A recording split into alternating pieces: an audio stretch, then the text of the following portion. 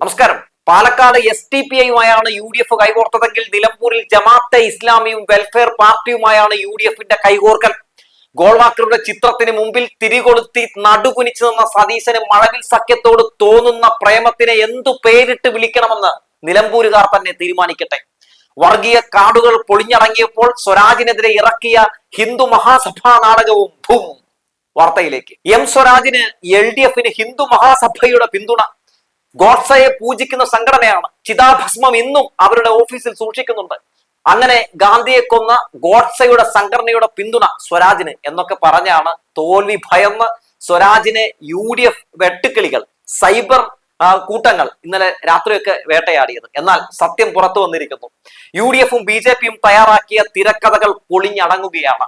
ഹിന്ദു മഹാസഭ ഇടതുപക്ഷത്തിന് പിന്തുണ നൽകിയിട്ടില്ലെന്ന് അഖില ഭാരത് ഹിന്ദു മഹാസഭ സംസ്ഥാന പ്രസിഡന്റ് സ്വാമി ഭദ്രാനന്ദ പറഞ്ഞിരിക്കുകയാണ്. ഹിന്ദു മഹാസഭയുടെ LDF പിന്തുണയ്ക്ക് പിന്നിൽ BJP ആണ്. നിലമ്പൂരിൽ ഉള്ളത് ഹിന്ദു മഹാസഭയുടെ പേര് പറഞ്ഞ് നടക്കുന്ന വ്യാജനാണെന്നും ഭദ്രാനന്ദ പറയുന്നുണ്ട്.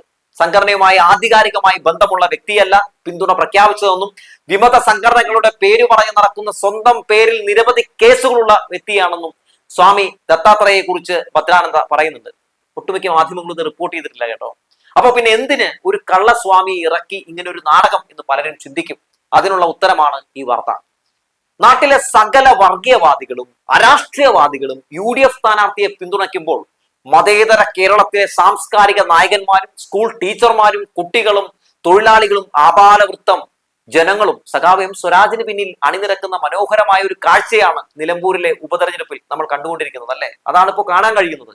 അപ്പോ പിന്നെ സംഘപരിവാറിനെതിരെ ശക്തമായ നിലപാട് സ്വീകരിക്കുന്ന വർഗീയതയും മതരാഷ്ട്രവാദവും ഉയർത്തിപ്പിടിക്കുന്നവരുമായി ഒരു നീക്കുപോക്കുമില്ല എന്ന് പറയുന്ന സ്വരാജിനെ എങ്ങനെയെങ്കിലുമൊക്കെ വർഗീയവാദിയും അതുപോലെ തന്നെ സംഘപരിവാറുകാരനും ഒക്കെയായി ചിത്രീകരിക്കണം. അതിനുവേണ്ടി അണിയിച്ചൊരുക്കിയതാണ് ആ വ്യാജൻ ഹിന്ദു സഭ സ്വാമിയെ. ഗ്രഹണം ബാധിച്ചാലും അതിനൊരു സമയമുണ്ട്. സൂര്യൻ ആ കറുത്ത മറ നീക്കി പുറത്തു വരും. അതുപോലെ തന്നെയാണ് സത്യവും. മൂടി വെക്കാം, വളച്ചൊടിക്കാം. പക്ഷേ ഒരു നാൾ ഒരിടത്ത് മറ നീക്കി പുറത്തു വരും എന്നാരോ പറഞ്ഞു കേട്ടിട്ടില്ലേ? ഇത് ഡിജിറ്റൽ യുഗമായതുകൊണ്ട് പെട്ടെന്ന് തന്നെ ആ സത്യം പുറത്തു വന്നു എന്ന് മാത്രം. ജമാഅത്തെ ഇസ്ലാമി അടക്കമുള്ള മഴവിൽ സഖ്യങ്ങളുടെ പിന്തുണ പരസ്യമായി സ്വീകരിക്കുന്ന സതീശനും സതീശന്റെ പാർട്ടിയും നിലമ്പൂരിൽ ഉയർത്തിപ്പിടിച്ചിരിക്കുന്ന കൈ അത് വർഗീയതയുടേതാണെന്ന് ജനം തിരിച്ചറിഞ്ഞപ്പോൾ അതിൽ നിന്ന് ശ്രദ്ധ തിരിക്കാനാണ് ഒരു ഹിന്ദു മഹാസഭാ നാടകം അണിയിച്ചൊരുക്കിയത്. ഒരു സ്വാമി വരുന്നു, LDF-ന് പിന്തുണ പ്രഖ്യാപിക്കുന്നു. അത് റിപ്പോർട്ട് ചെയ്യാൻ ഒരു മീഡിയ 1 ചാനൽ, പിന്നെ കുറെ വലതുപക്ഷ മാധ്യമങ്ങളും ഇടത് വിരുദ്ധത ബാധിച്ച മാധ്യമങ്ങൾ സ്വാമിയെ ആഘോഷമാക്കി മാറ്റുന്നു. ആ പ്രസ് മീറ്റ് വീണ്ടും വീണ്ടും ടെലികാസ്റ്റ് ചെയ്യുന്നു. ഇത് കണ്ടപ്പോഴേ ഉറപ്പിച്ചതാണ് അതിന് അൽപായുസ് മാത്രമേ കാണൂവെന്ന്. UDF-ന് LDF-നെ ആക്രമിക്കാനുള്ള വെറും ക്യാപ്സ്യൂൾ മാത്രമായിരുന്നു ആ വാർത്ത. വെറും ഒരു PR ക്യാപ്സ്യൂൾ വാർത്ത. സ്വരാജിനെ അറിയുന്നവർ ആ വാർത്ത കേട്ട് പൊട്ടി പൊട്ടി ചിരിച്ചു കാണും. സംഘപരിവാരങ്ങളും ചിരിച്ചു കാണും.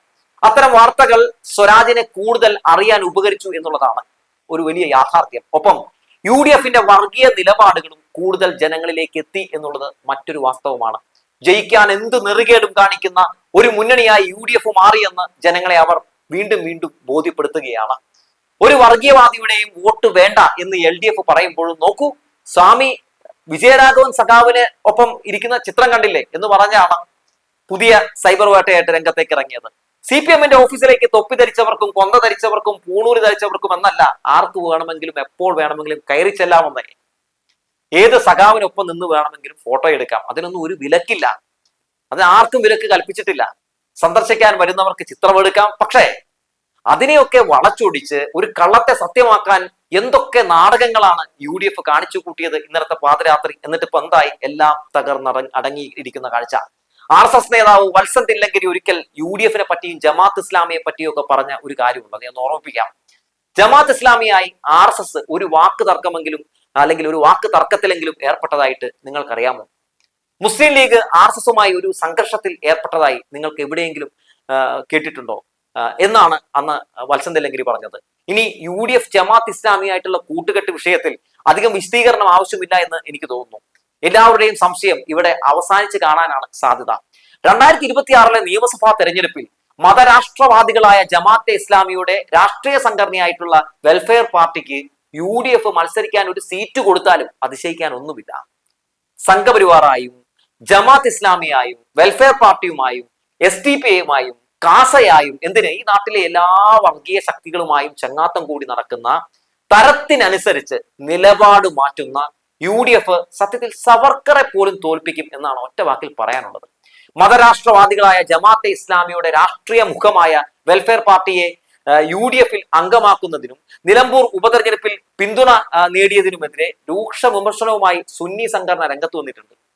UDFലെ പ്രധാനികളായ മുസ്ലിം ലീഗിനും കോൺഗ്രസിനുമെതിരെയാണ് വിമർശനങ്ങളുമായി കാന്തപുരം വിഭാഗം സമസ്തയുടെ വിദ്യാർത്ഥി സംഘടനയായിട്ടുള്ള SSF അവരുടെ മുഖമാരികയായിട്ടുള്ള റിസാലയിലൂടെ ഒരു വലിയ വിമർശനം ഉന്നയിച്ചിട്ടുള്ളത്. അതെങ്ങനെയാണ് ജമാഅത്തെ ഇസ്ലാമിയെ കൂടെ കൂട്ടി രാഷ്ട്രീയം പയറ്റുന്ന UDFന് എങ്ങനെയാണ് സംഘപരിവാർ ആശയങ്ങളെ ഫലപ്രദമായി ചെറുക്കാൻ സാധിക്കുക എന്ന ചോദ്യമാണ് SSF ഉന്നയിച്ചിട്ടുള്ളത്. അതൊരു വലിയ വിമർശനം കൂടിയാണ്. ജമാഅത്ത് രാഷ്ട്രീയത്തെ ഒരു കാലത്ത് ശക്തമായി എതിർത്ത ലീഗാണ് ഇപ്പോൾ ജമാഅത്തെ ഇസ്ലാമിയുമായി ബാന്ധവത്തിൽ ഏർപ്പെട്ടിരിക്കുന്നതെന്നും അതിന് മുൻകൈ എടുത്തിരിക്കുന്നതെന്നും ഒക്കെ അതിൽ വിമർശനമായിട്ട് ഉന്നയിക്കുന്നുണ്ട്. വെൽഫെയർ പാർട്ടിയുടെ സാഹോദര്യ യാത്രയ്ക്ക് സ്വീകരണം നൽകി പരസ്യമായി തന്നെ ജമാഅത്ത് ബന്ധം ലീഗ് പ്രഖ്യാപിച്ചു കഴിഞ്ഞു. സംഘപരിവാർ നരേഷനുകളെ സഹായിക്കുന്ന മുസ്ലിം സമുദായത്തെ മൊത്തത്തിൽ വർഗീയ ചാപ്പയടിക്കാൻ RSSന് ഏണി വെച്ചു കൊടുക്കുന്ന പണിയാണ് ഇപ്പോൾ ലീഗ് എടുത്തിരിക്കുന്നതെന്ന് അതിൽ പറയുന്നു. ജമാഅത്ത് രാഷ്ട്രീയത്തിന്റെ അപകടം ലീഗ് സൗകര്യപൂർവ്വം മറന്നിരിക്കുന്നു. ഹിന്ദുത്വ വർഗീയതയും മൂല്യങ്ങൾ നിഷ്പ്രഭമാക്കപ്പെട്ട രാഷ്ട്രീയവുമാണ് ഇന്നത്തെ വലിയ ഭീഷണികൾ. പ്രസ്തുത പ്രശ്നങ്ങൾക്ക് ഫലപ്രദമായ ബദലുകൾ ഉയർത്താൻ പ്രാപ്തിയുള്ളവർ ആര് എന്നതിന്റെ പരിശോധനയായി നിലമ്പൂരിലെ ഉപതെരഞ്ഞെടുപ്പ് ഫലം മാറേണ്ടതുണ്ടെന്നും ആ മുഖപ്രസംഗത്തിൽ പറയുന്നുണ്ട്. ലീഗ് അനുഭാവിയായിട്ടുള്ള നമ്മുടെ മമ്മൂട്ടിയുടെ അനിയനുണ്ടല്ലോ ഇബ്രാഹിം കുട്ടി, അദ്ദേഹം സ്വരാജിനെ പറ്റി പറഞ്ഞത് എന്താണെന്ന് അറിയാമോ? നാട് ചിലപ്പോൾ ആവശ്യപ്പെടുന്ന ചില നേതാക്കളുണ്ട്. ജനാധിപത്യത്തിൽ അനിവാര്യമായ സമയങ്ങളിൽ കാലം അവരെ നമുക്ക് മുന്നിൽ കൊണ്ടുവന്ന് നിർത്തും. ഇന്നത്തെ ഇന്ത്യയിൽ സ്വരാജിനോളം പോന്ന ഒരു ജനാധിപത്യവാദിയുടെ തലയെടുപ്പ് കണ്ടില്ലെന്ന് നടിച്ചിട്ടുണ്ടെങ്കിൽ പിന്നീട് ദുഃഖിക്കേണ്ടി വരും എന്നാണ് അദ്ദേഹം പറഞ്ഞത്. ഒപ്പം അദ്ദേഹം പറഞ്ഞു, നമുക്ക് മുന്നിൽ ഈ കാലം സ്വരാജിനെയാണ് കൊണ്ടു നിർത്തിയിരിക്കുന്നത്. നിലമ്പൂരിൽ എനിക്ക് വോട്ടില്ല, പക്ഷെ നിലമ്പൂർ കേരളത്തോടാകെ ആവശ്യപ്പെടുന്നത് സ്വരാജിനൊപ്പം നിൽക്കാനാണ്. മനസ്സുകൊണ്ടെങ്കിലും ഇപ്പോഴല്ലെങ്കിൽ പിന്നെ എപ്പോഴാണ് അയാൾക്കൊപ്പം നിൽക്കേണ്ടത്? അരക്ഷിത ബോധം പടർന്നു പന്തലിച്ച നാടുകളിൽ രാജ്യത്തെ രാഷ്ട്രീയ കാലാവസ്ഥയിൽ സ്വരാജിന്റെ വാക്കുകൾ ഒരിക്കലെങ്കിലും നിങ്ങൾക്ക് കരുത്തായി പെയ്തിറങ്ങിയിട്ടുണ്ടാകാതിരിക്കില്ല എന്നാണ് നമ്മുടെ ഇബ്രാഹിം കുട്ടി പറഞ്ഞത്. എന്താണ് എഴുത്തുകാരി KR മീര പറഞ്ഞത്? തർക്കിക്കാനും ജയിക്കാനും അല്ലാതെ അറിയാനും അറിയിക്കാനും ആളുണ്ടാകണം. ആ ദൗത്യം നിറവേറ്റാൻ സ്വരാജ് നിയമസഭയിലെത്തണം എന്നാണ് പറഞ്ഞത്. ജനാധിപത്യ രാജ്യത്ത് ഒരുപാട് കാര്യങ്ങൾ ചെയ്യാനുണ്ടെന്ന് ഓർമ്മിപ്പിക്കുകയാണ് സ്വരാജ്. അമാന്യമായ വാക്കുകൾ ഉപയോഗിക്കാത്ത രാഷ്ട്രീയക്കാരെ സമൂഹം ആവശ്യപ്പെടുന്ന കാലത്ത് അദ്ദേഹം സഭയിൽ ഉണ്ടാകണം. ഇന്ത്യൻ രാഷ്ട്രീയത്തിൽ ഒരുപാട് സ്വരാജുമാരുണ്ടാകണം. സ്വരാജിന്റെയും വിമർശിക്കുന്നവരുടെയും പ്രതികരണത്തിലെ വ്യത്യാസം കഴിഞ്ഞ ദിവസങ്ങളിലുണ്ടായ ദാരുണ സംഭവത്തിൽ നിന്ന് മനസ്സിലാകും. ഇക്കാലത്ത് ഇത്തരം രാഷ്ട്രീയ പ്രവർത്തനം കൊണ്ട് നിലനിൽക്കാമെന്ന് സ്വരാജിനെ പോലുള്ളവർ ബോധ്യപ്പെടുത്തുന്നുണ്ട്. ഒരു വിഷയത്തെ പക്വമായി നേരിടാൻ അദ്ദേഹത്തിന് കഴിയുന്നു. സ്വരാജ് സ്വയം വളരുന്നതിനൊപ്പം തന്നെ ചുറ്റുമുള്ളവരെയും ഉയർത്തുന്നുവെന്ന് കേട്ടതിൽ അഭിമാനമുണ്ട്. എന്റെ വോട്ട് ഇവിടെയായിരുന്നുവെങ്കിൽ സ്വരാജിന് നൽകുമായിരുന്നു എന്നാണ് എഴുത്തുകാരി KR മീര പറഞ്ഞത്. ഇതൊക്കെ കേൾക്കുമ്പോൾ സ്വാഭാവികമായും UDFന് കുരുപൊട്ടും സ്വാഭാവികം. അറിയാമല്ലോ, ദ ഹിന്ദു ദിനപത്രത്തിൽ വന്ന ഒരു വ്യാജ വാർത്ത പൊക്കിപ്പിടിച്ചുകൊണ്ടായിരുന്നു തുടക്ക സമയത്തിലൊക്കെ സ്വരാജിനെ ആക്രമിക്കാൻ വേണ്ടി രംഗത്തേക്ക് വന്നത്. മുഖ്യമന്ത്രി മലപ്പുറത്തെ അപകീർത്തിപ്പെടുത്തി എന്ന് പറഞ്ഞുകൊണ്ട് ദ ഹിന്ദുവിലെ ഒരു മുഖ്യമന്ത്രിയുടെ അഭിമുഖം പൊക്കിപ്പിടിച്ചുകൊണ്ട് കുറെ നാൾ നടന്നു. എന്നിട്ട് എന്താണ് സംഭവിച്ചത്? ദ ഹിന്ദു തന്നെ തിരുത്തിയ, ഖേദം പ്രകടിപ്പിച്ച ആ പേപ്പർ കട്ടിങ്ങുകൾ പുറത്തു വന്നപ്പോൾ അതും പൊളിഞ്ഞടങ്ങി. പിന്നീട് വന്നു നിരവധി പല രീതിയിലുള്ള വർഗീയ കാർഡുകളുമായി നമ്മുടെ UDF. ഇപ്പതാ മൊത്തത്തിൽ UDFന്റെ വർഗീയ കാർഡുകൾ പൊളിഞ്ഞടങ്ങുമ്പോൾ തലയെടുപ്പോടുകൂടി തന്നെ സ്വരാജ് തന്റെ പര്യടനത്തിന്റെ 2ാം ഘട്ടത്തിലേക്ക് കടന്നിരിക്കുകയാണ്, മുന്നേറുകയാണ്. നിലമ്പൂരിൽ ഇക്കുറി സ്വരാജ് തന്നെയാകും എന്ന കാര്യത്തിൽ യാതൊരു തർക്കവുമില്ല എന്ന് ഒരേ സ്വരത്തിൽ നിലമ്പൂരുകാർ പറയുമ്പോൾ, നാട് മുഴുവൻ സ്വരാജിന്റെ വിജയത്തിന് വേണ്ടി ആർപ്പ് വിളിക്കുമ്പോൾ വലിയൊരു ഭൂരിപക്ഷത്തിൽ തന്നെ ജയിക്കും സ്വരാജ് എന്ന ഒരു പ്രതീക്ഷയിൽ തന്നെയാണ് ജനങ്ങളുള്ളത്.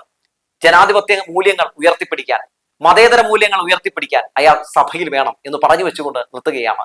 ഒരുപക്ഷെ എന്റെ വോട്ടും നിലമ്പൂരിലായിരുന്നുവെങ്കിൽ തീർച്ചയായും ഞാൻ സ്വരാജിന് അഭിമാനത്തോടു കൂടി വോട്ട് ചെയ്യുമായിരുന്നു എന്ന് പറഞ്ഞു വെച്ചുകൊണ്ട് നിർത്തട്ടെ.